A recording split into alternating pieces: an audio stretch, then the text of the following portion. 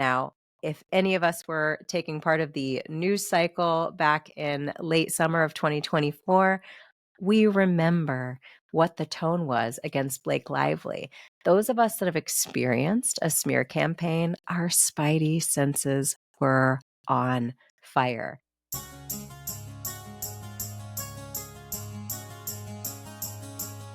Hi, everyone. I'm your host, Dr. Shafer on Talks with Dr. Shafer. Thank you so much for joining me for this short talk on Talks with Dr. Shafer, where we talk about mastering our mindset, regaining control over our body, our minds, and our nervous system so that we can show up the best in our lives and reclaim our stories to build our most beautiful future, building a foundation of how we perceive the world and how we show up as ourselves authentically in the world is so critical on this journey to reclaiming our stories. And that's why these short talks are so important. I'm a physician, mom, life coach, musician, author, publisher, and I'm passionate about reclaiming your story to help you build your most beautiful future. Now, on today's short talk, I want to circle back on an episode that was aired back in August of 2024 on Talks with Dr. Shafer called The Attack on Blake Lively and Weaponized Distraction in Domestic Violence. I hope that you will go back and listen to that episode, as well as other episodes we've aired here on Talks with Dr. Shafer about related topics such as coercive control with the incredible author and therapist Jennifer C. Parker, whose book Coercive Relationships Find the Answers You Seek, that she wrote to reach victims and non-victims of intimate partner abuse to educate and promote healing. That's an incredible book. I highly recommend that you access that either online or in hard copy, and that you listen to that episode and follow her on social media because she posts a lot of really helpful resources for victims and for advocates. And it's really key that we become educated on coercive control, not only to keep ourselves safe, but the people in our lives and communities safe. That episode with Jennifer C. Parker aired back on May 14th of 2024, and I highly recommend you go back and listen to that as well, because the concepts that we discuss are really fundamental and starting to understand how, as Dr. Cocciola said in last week's guest episode of Talks with Dr. Shafer, coercive control is truly the underpinning of abuse. And by abuse, we really mean abuse in all forms. Because abuse is born out of the desire to control others. Abuse cannot exist in a space where people have fully come to understand every individual's autonomy and embrace the importance of boundaries. Because when you do, and you truly live that mindset, you're truly honoring the rights of everyone to exist and to be in control over themselves, their body, their choices, their lives. When you fully embody and embrace that mindset, that means that the act of abusing someone would go against your belief system. And I think it's really important that when we are out in the world and existing in relationships, in our jobs, in our communities, and other systems, serving one end or another, such as government or another entity, that we focus on not what we think they should be doing for us, but on observing what they are actually doing.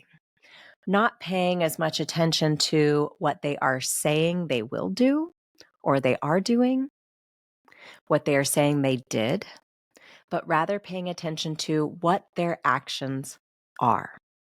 Because people and entities that do not truly believe that other people deserve to have autonomy, to make choices, they are often the loudest proponents of personal rights, but they're not actually practicing what they're preaching.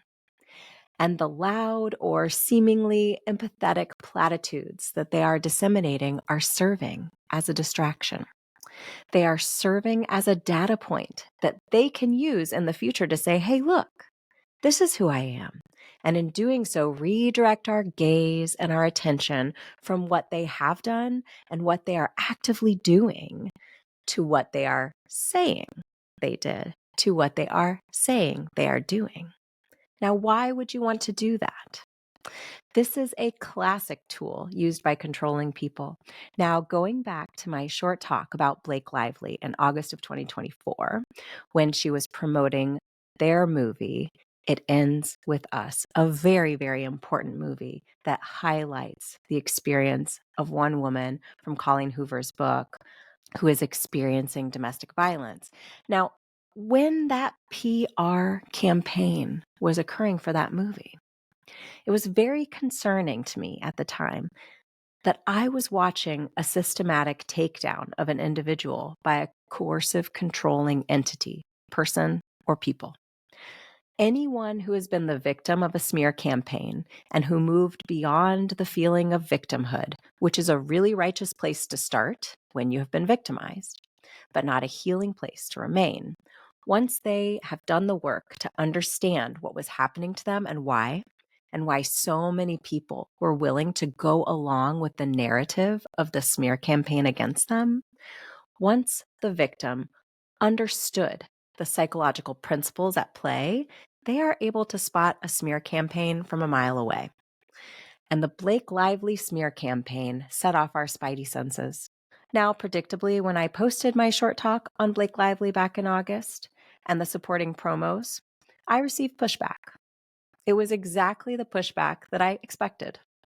Many people had really bought the narrative that Blake Lively was insensitive, that she was, in fact, the problem.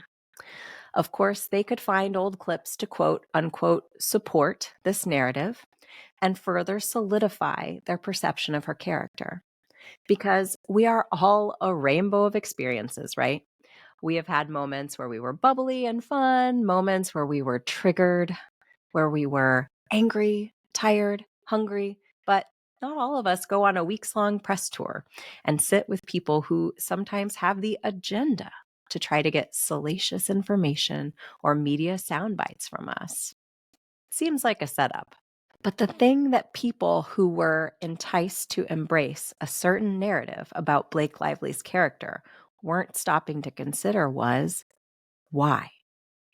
I mean, no press is bad press for the most part, right? And there were even whisperings at the time that it was simply a publicity stunt to drum up more publicity for the movie. But this campaign wasn't your typical salacious bits, embarrassing sound bites. This was really character assassination.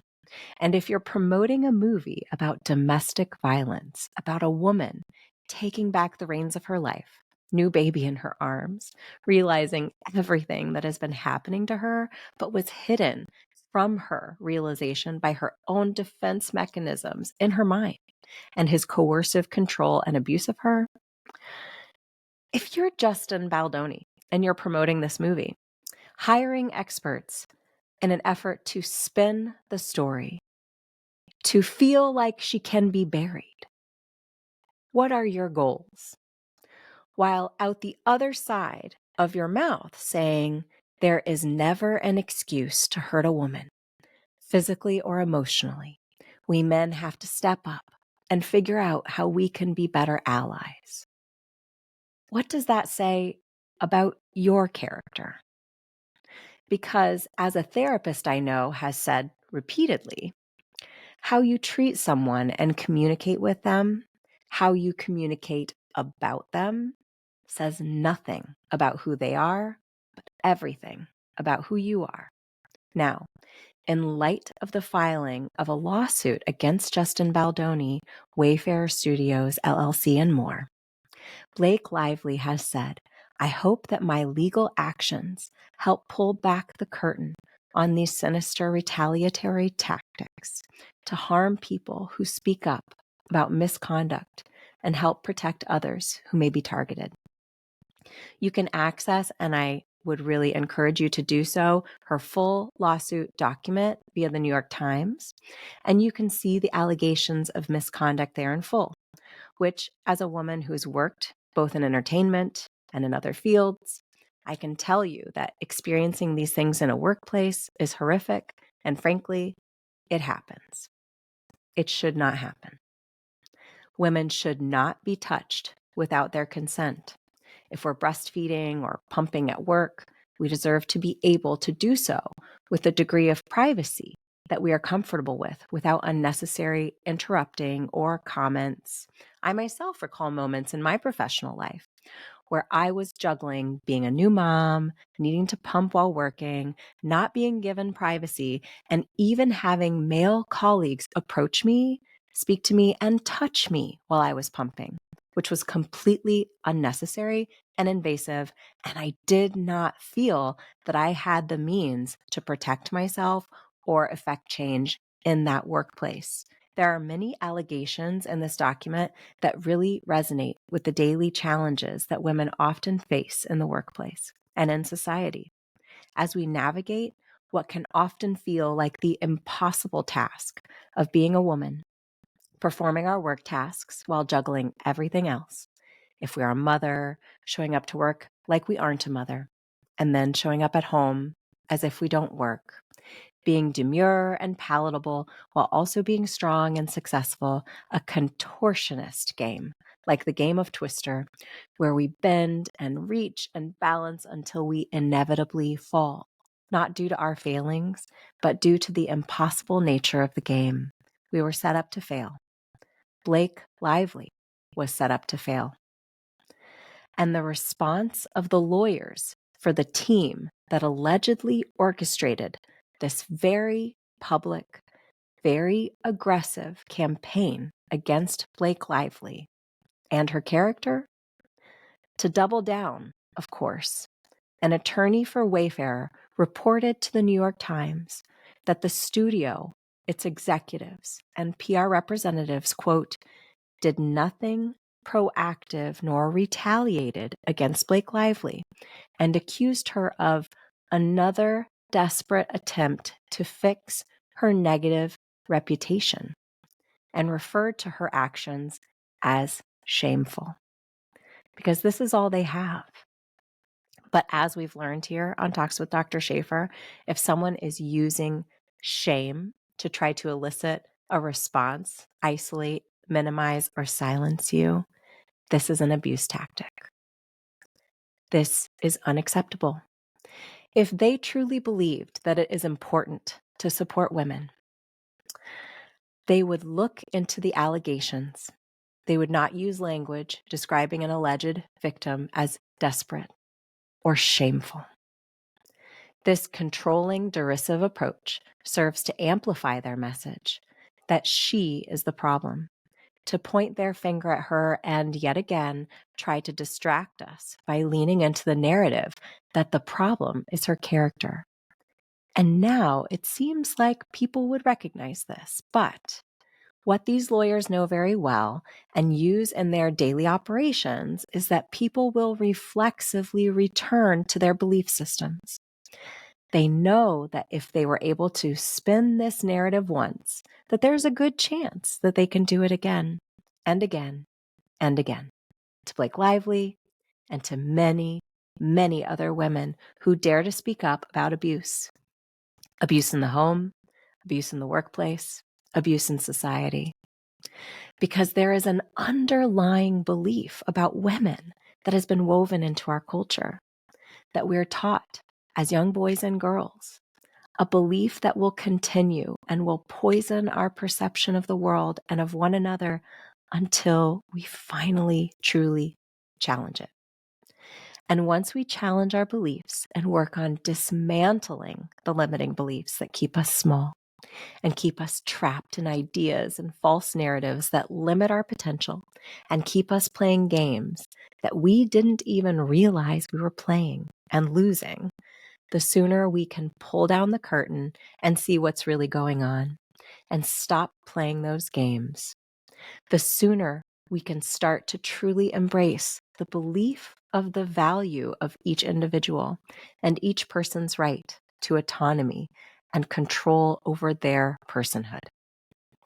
Once we stop engaging in these he said, she said arguments and rather practice perspective taking and observation, we can start to see the patterns in our lives where coercive control is hurting potentially us and people around us and work to challenge these systems and make positive change. If you aren't trying to smear someone, Why are you calling them names or describing them in a disparaging way? And if reporting abusive behavior is perceived as trying to retaliate, where does that leave us in a system that is supposedly set up to allow for justice to be served to those who are harmed? So, as this week's mindset work, I would consider trying to stay in a space of observation when you encounter this sort of dynamic. And instead of allowing your beliefs, which may or may not be influenced by limiting beliefs that may be gender based or based on other preconceived notions, that you start off by simply observing these dynamics. Observing where conversations and debates go from being based on the content of the issue, such as the allegations of misconduct, of things that purportedly happened, allegedly happened, to when the content shifts to being focused on character and things that drum up our emotions and our biases. Take the opportunity to reflect on what feelings arise in you when you witness this. And if you do find yourself being pulled into the debate and choosing sides, when did this happen and why? Once we understand the emotions and beliefs that are being used to pull us in the direction of support of the controlling entity and away from believing the alleged victim, we can start to cut the strings that turn us into puppets. Because if someone is using emotion and character assassination rather than actual factual information in a debate, they are doing just that. They are tapping into our more primal reflexes and emotions and pulling our strings to make us respond the way they want us to. They are not only controlling the victim, but they are controlling the narrative through crowd management. We are the crowd. We are the puppets, but we don't have to be. We can learn how to stay centered in our own perception, but it requires a lot of focus and a lot of intentionality. Once we master this, we stay a lot safer and a lot more centered in the truth and in control of our own perception and our own nervous system. Have you ever been the victim of a smear campaign? I want to hear your story, and I want you to know that you are not alone. If this can happen to someone like Blake Lively, we need to understand that it can happen to anyone. And those of us who have experienced it know how devastating and hurtful it can be, harmful to our personal lives, our professional lives, and it can really set us back on our journey. We have to learn, again, to stay centered and to be observational rather than reactive to what we are experiencing and stay centered in our truth so that we can continue on our path of reclaiming our story and building the beautiful future that we deserve.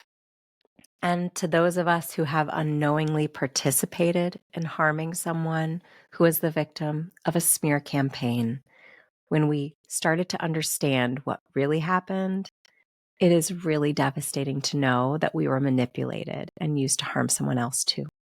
Coercive control affects us all, and learning how to identify it and not get pulled into it is key. Once we can better identify coercive control, we can learn how to respond to it in ways that don't embolden or support people or systems that are using coercive control to harm, isolate, and minimize victims. Because everyone has been affected by this in some way at some time. And learning how to identify coercive control and how to step out of that dynamic and become a true advocate for victims and be safer in your own life, that is a mindset shift that can truly change your life and the world for the better. Thank you so much for joining me on this short talk on Talks with Dr. Shafer. If you haven't already, please subscribe to the show so that you don't miss out on the amazing guest episodes we have coming up with people who have reclaimed their stories and are building beautiful futures, and short talks like this one to help you master your mindset and reclaim your story to help you build your most beautiful life. I'm so glad you're here. Until next time, stay safe and take care. I'll talk to you soon.